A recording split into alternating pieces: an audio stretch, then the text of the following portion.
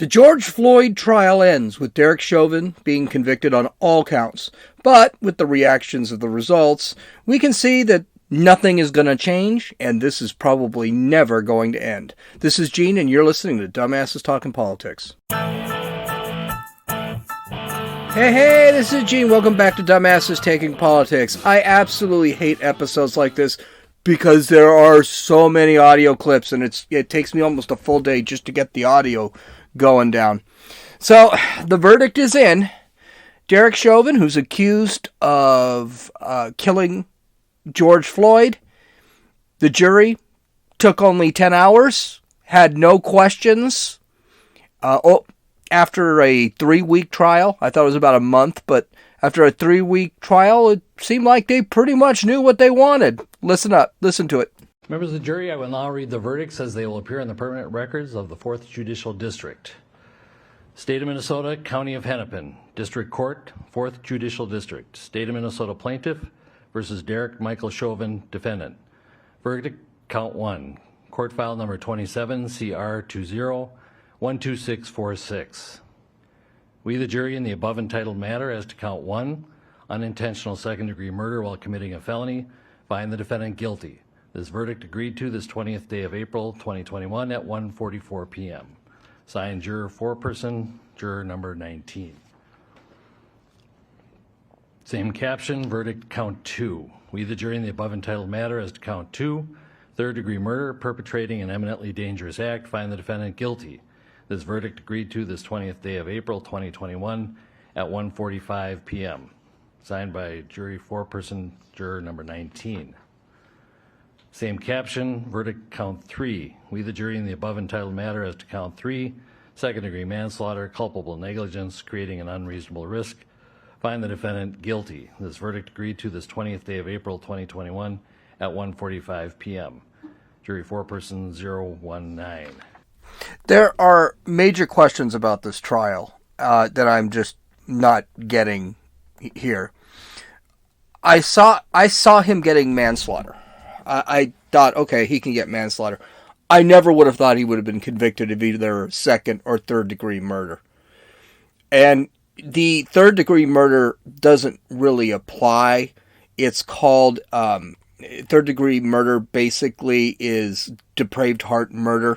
So it basically means if a guy shoots a gun into a crowd, he's not particularly aiming at somebody, but he did, and he ended up killing someone. That doesn't even apply. As a matter of fact, it was initially thrown out as a verdict. And second-degree murder means he actually had some intent to kill him. And I don't think he had any intent to kill him. I mean, you've got 20 minutes of video showing that he was working with the guy. As a matter of fact, the only reason he was on the ground was because George Floyd asked to be taken out of the police car and put on the ground, and you can hear that. And it only took him 10 hours after a trial with all of that evidence? Only 10 hours? And they didn't have one question? They had 4 or 5, they had 9 or 10 expert witnesses. You mean all that witness testimony, no questions? They couldn't even go through the video evidence in the time that they actually sat and deliberated. These guys already had an answer. They already knew what they were going to do. The jury, in order to convict this guy, they had to ignore a bunch of things. They had to ignore that George Floyd had fentanyl and meth in his system. They had to ignore that the fentanyl in his system was 3 times the fatal dosage. They had to ignore the fact that George Floyd overdosed on drugs 2 months prior. They had to ignore George Floyd's enlarged heart, Floyd's constricted arteries. One artery was constricted to 75% and the other was constricted 90%. They had to ignore Floyd's hypertension. They had to ignore Floyd's criminal history. Floyd had been in prison 9 times. They had to ignore all of the videos, all 30 minutes of those videos. They had to ignore the fact that Derrick Chauvin was not actually on the neck of George Floyd, that he had actually moved around. They had to ignore the fact that George Floyd was moving his head and speaking, showing that he wasn't constricted. They had to ignore the medical examiner and the autopsy that said there was no damage to George Floyd's neck. There was no damage to his arteries in his neck, which would have needed to be held down in order to actually create what's called an oxygen-deprived asphyxia.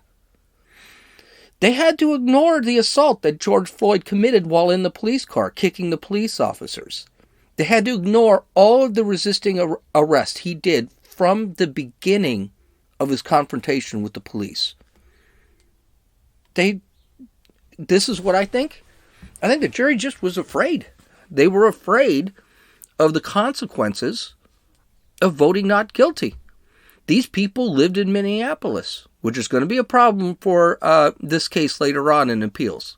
There was absolutely no way they could come up with convicting him on all 3 counts in just 10 hours. The fact that the media had a description of all the jurors and was telling, I mean, I guarantee you, if they had voted not guilty, they would have been doxxed. And if they were doxxed, you would have known, you would have had Black Lives Matter and Antifa in front of their houses. It's cowardly, but I can kind of understand it. I mean, city of Minneapolis looks like a bomb went off in it right now. It's just a disaster over there. The crime has gone straight up. You can't depend on the police to show up, which we'll talk about a little bit later today. Well, this is going to obviously lead to appeals, and there was plenty done wrong in this case. I don't see how an appeals court doesn't overturn some of this. This could actually lead to a mistrial, and Derrick Chauvin might be out of prison. Some of the things that were messed up. This should have been a change of venue right off the bat. Anywhere else in Minnesota, this venue should have been changed. The jury should have been sequestered. They had way too much access to the outside world, and I think it is absolutely crazy to believe they did not hear news. They did not hear what was going on out there. They did not actually see it in front of the courthouse. There was a lot of non-probative, prejudicial witnesses for the prosecution. The first 6 or 7 witnesses, all they did was say how they felt. They had nothing of value. A lot of those witnesses were objected to by the defense because they're just prejudicial. They have absolutely nothing to do with the case. The comments by Joe Biden and Maxine Waters before the verdict are huge. You got Maxine Waters saying they're going to get more confrontational, which, by the way, they're not planning anything with her. And Joe Biden saying he hopes the jury comes up with the right verdict. I find it funny that Joe Biden says that, and then 5 hours later, he's convicted. 3rd-degree murder? This probably shouldn't have even been one of the counts, because it's not there's no 3rd-degree murder here. And 2nd-degree murder sure seems like this is an overkill. Derrick Chauvin is looking because he's never been convicted before. He's looking at between 30 and 60 years in prison. Does this sound like something? Does this sound like something that he deserves 60 years in prison? Because a guy with a heart condition and on 3 times the fatal dose of fentanyl died? One of the doctors even said, well, yeah, if he had died at home, it probably would have been the fentanyl. So I'm not sure I'm going to buy it. And I'm a cynical. I think it will be overturned. But I'm a cynical guy. I think it'll be overturned and declared a mistrial. And he will need to be retried, and I think the Democrats will love it. I'm being cynical here. Not because this was a miscarriage of justice, because then the Democrats can point to the system and say, see, we told you it's a racist system. They're letting out a racist cop. who killed a cop, white cop who killed a black man because we got a racist system. We'll see what's going to happen. I think the appeals case is quite strong, and I got a feeling we're not hearing the end of this. I think we're going to hear more. It's possible the appellate court will actually ignore it and say no. It's and he ends up serving his 30 years, or it won't be 30 years, but he'll end up serving his time, or he'll get concurrent time, which means that all the crime is bundled together, and instead of serving 12 and a half, and 4 years, he'll serve 12 and a half years. It's possible. We'll see. But I don't know. I'm very cynical when it comes to this whole trial, because I think this guy was convicted because of politics. This was not a conviction for justice, as far as I'm concerned. Well, the reaction is really something from everybody. I think George Floyd's girlfriend really hit it. A lot of politicians basically repeated what she said. I think it is completely immoral. But listen to what George Floyd's girlfriend said after the verdict. I loved him with all my heart, and I'd do anything to have him standing next to me. But I know he gave his life so this could happen. And I know that he gave his life so that other people's cases can get reopened. We can re-examine the cases that were closed. We can get justice for people that deserve. Now, this is going to be a theme throughout. George Floyd has been made into a martyr. And this is it. I mean, they're all wearing his t-shirt and stuff like that. They're all there protesting. They're all cheering. Well, this broad's an idiot too, and she's got a drug problem too. So we got to remember where this is coming from. And I'm not exactly sure how this trial has anything to do with reopening cases and getting people out of prison. That makes absolutely no sense. But that's the goal of BLM. That's what BLM wants to do. They want to decriminalize crime. BLM and Antifa continued to protest. They will not be satisfied with this. Here's a little compilation of some of what they were saying. There is some language here, so if you got a little kid, you may want to scoot them out of the room. I'm not that good at editing this stuff. Yes, we can defund the police, and maybe one day we will abolish the police, but we ain't going to do shit unless we have control over them. That is the number one thing right now. We're not going to let these pigs in these buildings have any more control over our lives today. That shit ends today. We need to go way beyond voting at this point. That's right. We need to be coming out here every single day if that's what it takes until we get justice for the people that they murdered a week ago they've already forgotten about. The only reason, once again, that we got this conviction is because we showed up. And if we don't keep showing up, and if we don't change laws, and we don't attack this system from every single fucking angle we can, we will be here again. We're never going to be satisfied. Black Lives Matter isn't a trend, it's a movement. Black Lives Matter forever, okay? So we're not going to stop just because we got one conviction. We're happy with the conviction, but we're going to keep going. We're going to go for Dante Wright, we're Ahmaud Arbery, Breonna Taylor, and so many unnamed faces out there that is just going so many. This is a black genocide. We're out here for more people, not just this one. This is more than one case. We're not satisfied. Now, I do want to point out a couple of things with this. One, that gal at the end, she started naming names.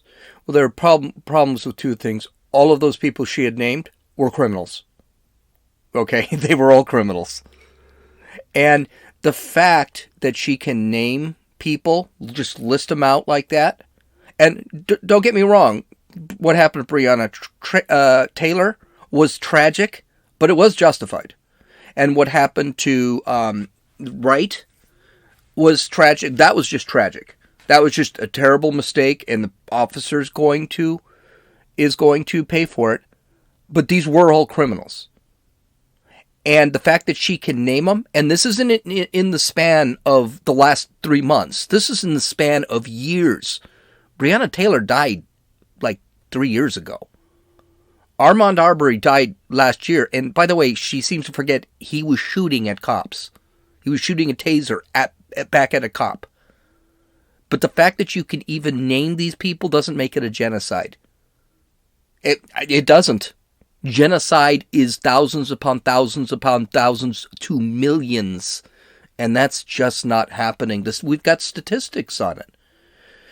But this little compilation really shows you something. These people are never going to stop. This isn't about peace and justice. This is about changing the system, getting rid of, killing the system. They see Chauvin's conviction as justice, but see it also as a motivation to continue to try to destroy this system. That's all it is.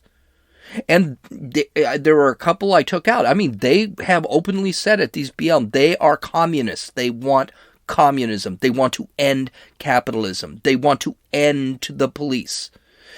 For them, heroes are criminals and criminals are heroes. They do not understand. Stalin is a hero. Well, you want to talk genocide? That's genocide. Why are any of these people protesting China? They're actually committing genocide. George Floyd is seen as a symbol here. And this is what the girlfriend said, and later on when we talk about some politicians, that's what that'll be seen. He is seen as being sacrificed for this BLM movement. They don't see him as a drug addict who was handing out fake $20 bills, and they had the police called on him. These people do not care about George Floyd or Derrick Chauvin. They care about destroying the system. They're just using this incident as a reason. And I also want to point out, and this is something that is going to be brought up on the appeals, these people are all admitting that they influenced the jury, that it is their violence in the streets that got that conviction. Again, more motivation. But also, a lot of this stuff can be used as for the appeals court. Al Sharpton, maybe the greatest race baiter in modern American history, had a comment. Quote, "We don't find pleasure in this. We don't celebrate a man going to jail. We would rather George be alive. But we celebrate that because young people, white and black, some castigated, many that are here tonight, marched and kept marching and kept it going. Many of them looked down on, but they kept marching and wouldn't let this die. And this is not an assurance to them that if we don't give up and we can win some rounds, but the war and the fight is not over. Again, it's never going to end. Just 2 days from now, we are going to have to deal with the funeral of Dante Wright in this same county, this same area. We still have cases to fight, but this gives us the energy to fight on and we are determined that we are going to fight until we make federal law. The George Floyd Justice and Policing Act must be law. That will not be law. You'll never have a cop again. It will not. We want to thank all that were involved, especially the Attorney General and the Governor and others. And we want to thank Joe Biden, who the first time came up out of his house during the campaign. He flew to Houston and met with the family and Attorney Crump, who's another piece of crap. And he sat there, and I will never forget, he said to George's daughter that, "I heard you say your father is going to change the world." There it is. Well, we can now tell George's daughter she was right. Her father has begun the changing of the world for real. Again, this is never going to go away. George Floyd is a martyr. He's not seen as a criminal, as a career criminal who died resisting arrest and being on drugs. He's never going to be brought up that he actually held a gun to a woman's stomach while trying to rob her in front of a child so he could get money and drugs. He's never going to be seen that way. One of Floyd's supporters actually compared George Floyd to Emmett Till. If you don't know Emmett Till, Emmett Till was a case back in the 50s where a kid, I think a 17 or 18-year-old kid, was falsely accused of sexually harassing a woman, and the woman's husband and brother beat him to a pulp, killed him, and then threw him in a river, and then they were released. They were not convicted, even though they admitted doing it. That, by the way, that's systemic racism. That happened in the 50s. You don't hear a lot of that happening. But to compare him to Emmett Till is absolutely insane. But we haven't even gotten to real insane yet. We need to talk about our political leaders, because they said some pretty insane things. President Biden and President-in-waiting Kamala Harris weighed in on this whole thing, of course. They decided, of course, to do what they usually do, promulgate systemic racism, and that we need more federal government to combat the system, even though that's ironic that you're going to use the system to change the system. I don't know how that works. And, you know, the federal government's going to be able to save black people from, I guess, not committing crime. I don't know. Well, here's Kamala Harris. Yeah, here's Kamala Harris. This is what she had to say. As equal justice. This verdict brings us a step closer, and the fact is, we still have work to do. We still must reform the system.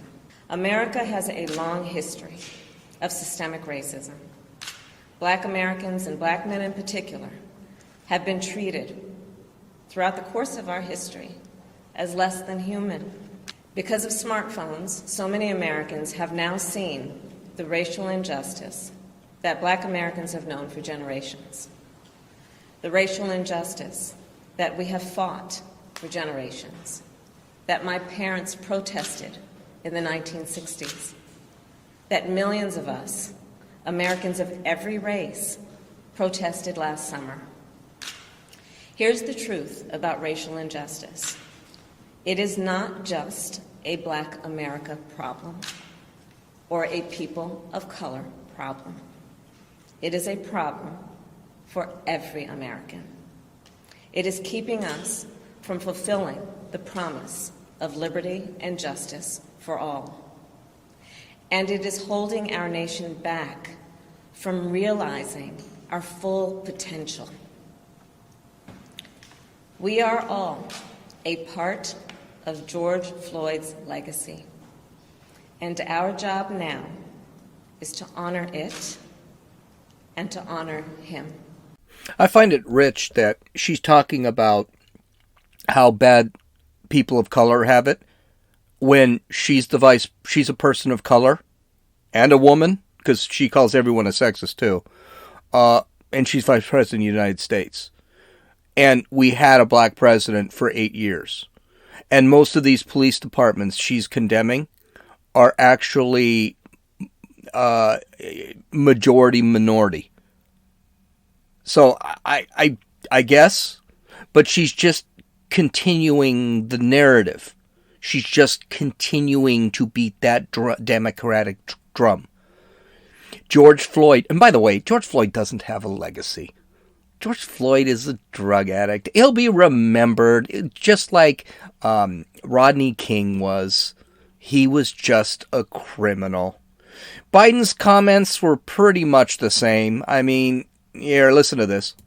Today, a jury in Minnesota found former Minneapolis police officer Derrick Chauvin guilty on all counts in the murder of George Floyd last May. It was a murder in the full light of day, and it ripped the blinders off for the whole world to see. The systemic racism the Vice President just referred to. The systemic racism is a stain on our nation's soul. The knee on the neck of justice for Black Americans. Profound fear and trauma. The pain, the exhaustion that that black and brown Americans experience every single day. The murder of George Floyd launched a summer of protest we hadn't seen since the civil rights era in the 60s.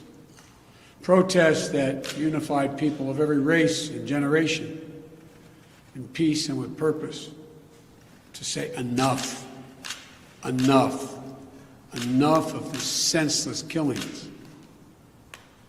Today's verdict is a step forward, but this can be a giant step forward in the march toward justice in America. Okay, a couple of things here. I find it creepy that Kamala and old Joe are together all the time. She's always standing to his right behind him. And it's really weird that they are constantly together. Joe Biden, when he was vice president, maybe you saw him with Obama 2 or 3 times. But Obama, I don't think really liked Biden. You could tell when his lack of support when Biden was running for president, and some of his past comments on Biden were never. But it's just, they're constantly together. Oh, in a couple of months, I tell you, he won't be president anymore. The other problem is, this, you could tell this is here just to push a narrative. This is technically a local crime story. Why is the White House weighing in on this? I mean, this should be something that the White House just, they handled it. We're good. That's it. It's just to keep pushing this narrative. Again, they're still martyring George Floyd and continuing the crisis. They don't want this racial crisis to end. And you got now Tony Fauci is now saying that racism is a public health crisis. Of course it is. They've got to keep pushing it. Notice they talk about the protests of last summer. There were no mention of the riots that did $3 billion in damage. And the rioting is continuing. It's not going to stop. They had violence last night in Columbus, Ohio, which we'll talk about in a few minutes. And they still are looking for violence. In Los Angeles, there was a protest in front of the Mayor Garcetti's home in Los Angeles for whatever reason. I guess he had something to do with it too. And you know something? There's never been a comment about the police in any way. You would think the President of the United States would sit there and at least say, you know what? Not all police, but they can't, not all police officers are bad. They can't say that. If you're going to call the system systemically racist, there cannot be any good cops. Now, they keep bringing up systemic racism. You know what was never charged and was never brought up in the trial? Racism. They never accused the guy of being a racist. They never did. And so it's kind of, you guys keep talking about this, and meanwhile, that was never even brought up in the trial. And why is Joe Biden talking when he should be an authority on systemic racism? He's been in the system for 60 years. This guy was a senator at the age of freaking 30. He's now 80. So 50 years, excuse me, I said 60. So isn't he, because he's part of the system, systemically racist? These two boneheads are not there to fix anything. These two boneheads are not there to bring unity. They did not bring any unity in this. These guys want to federalize everything. They want the system to creep. See, the system, that's the ironic thing, is the system's not going to change. The system is going to take over everything, every aspect of your life. If you believe in systemic racism and you're a BLM supporter, then you believe the system should take over everything. This is the change they want. This is what communism is. And the only way they're going to be able to take over is to keep stating that everything is a crisis. So, but it gets better. Nancy Pelosi to make one of the most idiotic statements a politician could make in this whole thing. Okay, I didn't get to AOC or her squad yet, but let's listen to Nancy Pelosi, because this was really, she needs to retire. She's getting old too. I don't even think she knows what she's saying half the time. Thank you, George Floyd, for sacrificing your life for justice, for being there to call out to your mom. How heartbreaking was that? Call out for your mom. I can't breathe. But because of you, and because of thousands, millions of people around the world who came out for justice, your name will always be synonymous with justice. This is just an insane statement. And if you think about it, it's actually very cold and very unfeeling, very apathetic. George Floyd did not sacrifice anything for anything. This wasn't his attempt at social or racial justice. It's the Democrats and the left that are sacrificing him. He probably died of a heart attack and a drug overdose. I truly believe, what's his name, probably not guilty at all. George Floyd was not calling out to his mother when he was screaming, "Mom, Mom." He wasn't screaming for his mother. He was screaming for his girlfriend. That's what they think he was screaming. His girlfriend, he called his girlfriend Mom. It's actually her contact name on his phone. As far as the "I can't breathe," this is the most overdone thing in the world. He was saying "I can't breathe" in his own car when the police first approached. He said it about 10 times, well before he was actually put on the ground. And again, making a martyr out of a criminal. It's just kind of disgusting. But here's another disgusting one, and this is fun. Let's listen to AOC, because she's always stupid. So no, this verdict is not justice. Frankly, I don't even think we call it full accountability, because there are multiple officers that were there. It wasn't just Derrick Chauvin. And I also don't want this moment to be framed as this system working, because it's not working. And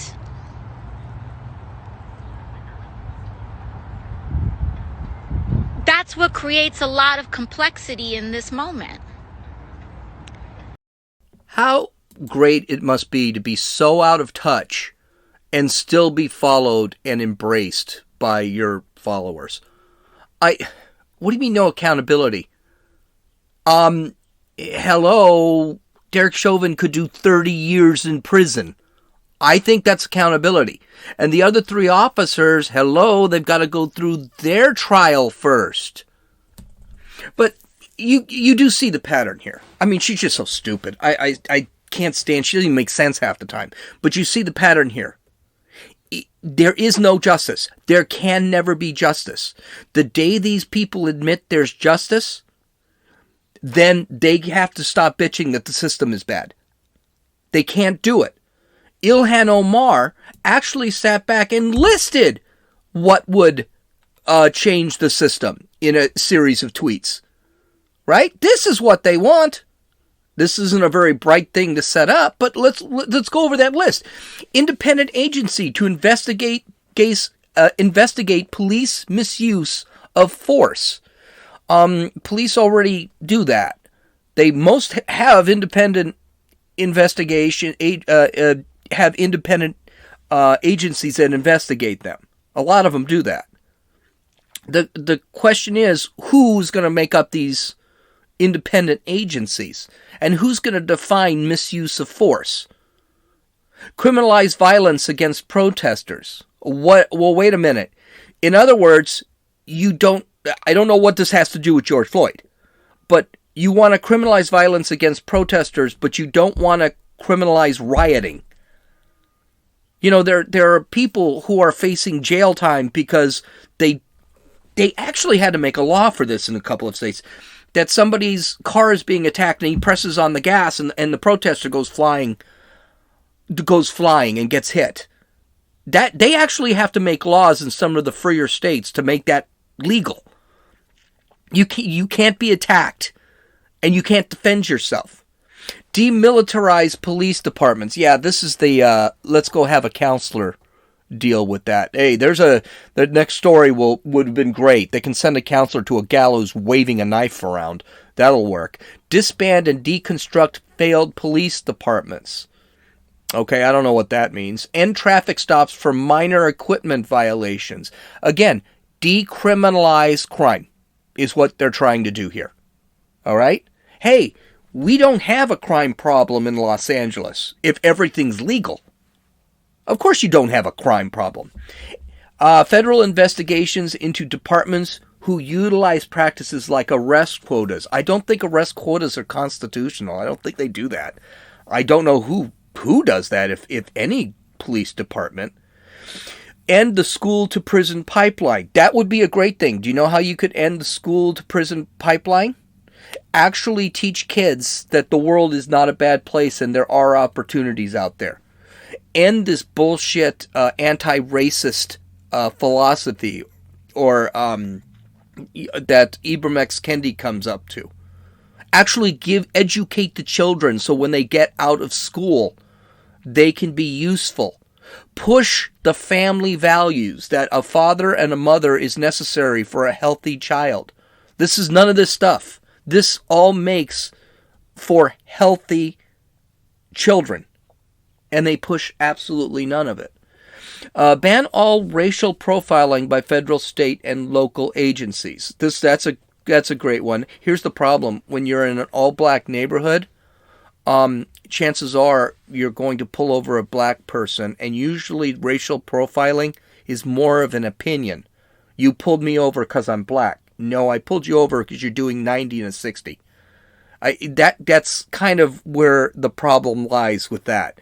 Legalize recreational cannabis nationwide. Yes, giving criminals drugs, that'll solve everything. What does that have to do? George Floyd died because of drugs. This is one of the reasons why I don't believe in drug legalization. I'm actually a conservative when it comes to that. Restore felon voting rights. Why should a felon have... What does this have to do with George Floyd? What does that have to do with George Floyd? And why should a felon vote? He was too irresponsible to follow the rules of society, and now we're going to give him the right. He made a bad decision, and now we're going to give him the right to vote so he can make more bad decisions? No, thank you. Ensure that formerly incarcerated individuals are fully supported in their transition back to society. I don't know what that means. I mean, you'd think that felons that are released from prison, they're just thrown right back on the street. They're usually not. End mandatory minimum sentencing laws for low-level offenses. Again, decriminalize crime. Now, I've never thought that. Prostitution right now is legalized in New York. So does that mean that crime is going to go down and you're going to see Bill de Blasio sit there and scream, look, our crime has gone down? No, you just decriminalized what was a crime. So now prostitution, which made up 3% of the crimes out there, is now legal. So, yeah, if it goes down 3%, that doesn't mean anything. And invest in public health approach to the addiction crisis. I actually, honestly, I don't mind that one. I really don't mind. I would like to see, like, our homeless problem. I would like to actually see prisons for felons. I would like to see incarceration facilities, you could call them prisons, for drug addicts. And in those, they are actually made, they have to stay there, and they have to get better. And I would like to see facilities for mental health. And we've got plenty of land in California for that. We could stick them in the desert. I truly believe that is actually a good idea, and that would probably solve a lot of our crime, and it would solve our homeless problem. So I don't mind that. But you see, this is what they want. This has none of this stuff that she's talking about, believe it or not, has anything to do with George Floyd. at all, except for demilitarizing the police, whatever that means. And some of those offenses, voting rights for felons, what does that have to do with it? This is just, and by the way, anyone who's against what she's saying is called a racist. You can't sit back and argue. I mean, I do. I just say you're full of crap. But you can't argue. Well, to show you that this is never going to go again, let's go to Columbus, Ohio. This happened 2 hours before the Chauvin jury came up with their verdict. A 16-year-old girl made a phone call to 911 in Columbus. This is in Columbus, Ohio, saying that there was a girl threatening her with a knife. And actually threatening multiple people with a knife. The police showed up, and in front of the police, and this is all on body cam, one girl was assaulted by this girl who was called. That girl was black. And then the girl who assaulted that one that fell to the ground attacked another girl who was black. So the assailant is black attacking two other black girls. The police saw a knife in her hand, and she actually had the knife raised to stab the other girl, which happened to be 15. Police told her to put the knife down and then shot her 4 times before she could actually stab the girl. Now, this girl turned out to be 16 years old. The girls she was assaulting, they were all 15, 16-year-olds. There was no question. Essentially what happened was the police officer shot this 16-year-old, saved the life of the 15-year-old. That's what happened. Straight out, it's all on video. Well, the media has already decided to mess with this case. The media reported when they received the 911 call, the 911 call, they actually edited the 911 call to hide the girl saying the other girl had a knife. So the victim was saying she has a knife, and they edited the 911 call to hide that. And then Ben Crump, who is just another race-baiting, he's the race-baiting piece of crap lawyer that represented the George Floyd family. I guess he's trying to drum up business. He sat back and said, as we breathed a collective sigh of relief today, a community in Columbus felt the sting of another police shooting as at Columbus police killed an unarmed 15-year-old black girl named Micaiah Bryant. Another child lost, another hashtag. Yeah, no. Lies, lies, lies. The Columbus police immediately released the video and said, no. This guy's a hero. And what this piece of crap does not mention, that cop saved the life of another black gal. And it was a completely, even the Columbus police chief had said, this guy's a hero. This guy's an absolute hero. Of course, the obvious questions come out. Why didn't he shoot her in the leg? Why didn't he shoot her in the hand? I guess the big question is, why didn't he do the old shoot the knife out of her hand bit? Which I can't believe that people are asking those questions. But you see the pattern. Lies, lies, lies. All this to stir up emotion and suppress reason. This girl was intent on killing someone. And another black person was who she was attempting to kill. It was never mentioned that this police officer actually saved the life of another black youth. Now, I think this case is going to go away. It's going to be way too hard for the media and anybody else to actually BS their way through this case. This is, the knife, you can't miss it. It's the 911 call. It's too obvious. And the left likes to use things that are just a little bit more muddled. George Floyd is a little bit more muddled. You can sit there and question. When you first saw Derrick Chauvin, he looked kind of miserable. It looked bad. And Derrick Chauvin isn't exactly a sympathetic case. Derrick Chauvin's got some serious issues. He probably would have been fired as a police officer eventually anyway. So I'm not really feeling much for him. But this police officer, he's a hero. But that didn't stop Columbus. They've already put a criminal investigation on, and I don't know where they think they're going to come through. So this is what's going to happen in the next couple of years, because the left won't stop gaslighting and enraging the naive youth. The good police officers are going to start retiring or quitting. Those left will not go out of their way to be proactive. They're not going to go out there and do anything to save lives if they're just going to get prosecuted for it. Cities will have problems getting new officers. With less police officers in bigger cities, there'll be more street crime. And most crime will be in black, brown, and poor neighborhoods. It's that simple. The good news is that gun ownership is going to be up. The Democrats are actually giving people a reason to buy guns. And you know who's buying a lot of the guns? Blacks. People of color. Here's the thing. We are in the middle of mob conviction now. There is no justice. And mobs will never be sated. The Derrick Chauvin conviction is an example of mob conviction.